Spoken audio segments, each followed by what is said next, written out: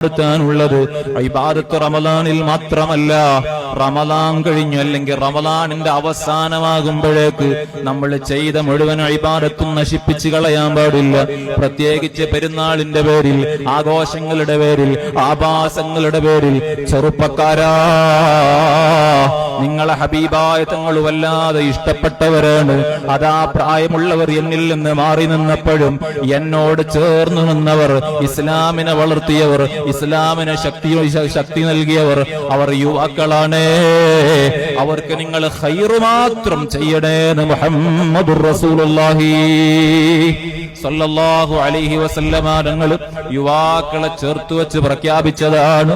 ഇന്നഹും ഫിത്യത്തുൻ ആമനൂ ബിറബ്ബിഹിം വസിദ്നാഹും ഹുദാ വറബത്നാ അലാ ഖുലൂബിഹിം.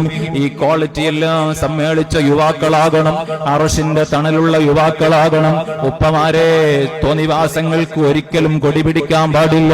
അതൊരു ദിവസമല്ലേ, മക്കളങ്ങ് ആഘോഷിക്കട്ടെ എന്ന് വെക്കാൻ പാടില്ല. ഇബ്ലീസിനെ കെട്ടിയിട്ട്, പിശാചുക്കളെ കെട്ടിയിട്ട് തുറന്നു വിടുമ്പോ റമളാൻ സ്വീകരിക്കപ്പെടുന്നത് പെരുന്നാളോട് കൂടെയാണെന്ന് മനസ്സിലാക്കണേ.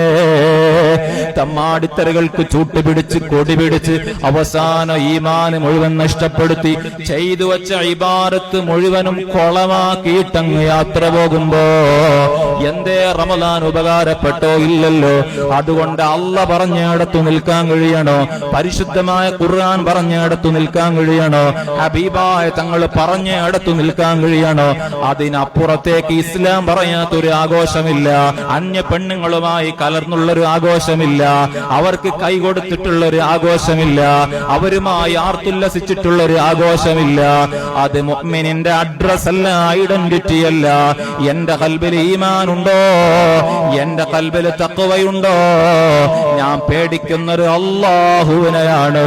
എന്റെ പേടി 30 ദിവസം എടുത്ത നോമ്പ് സ്വീകരിക്കുമോ എന്നാണ്. ഞാൻ ഖത്മിൽ പങ്കെടുത്തത് സ്വീകരിക്കുമോ എന്നാണ്. ഞാൻ നോമ്പെടുത്തത് സ്വീകരിക്കുമോ എന്നാണ്.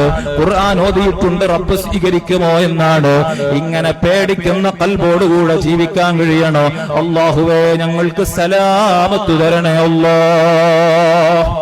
ഇൻഷാ അല്ലാഹ്.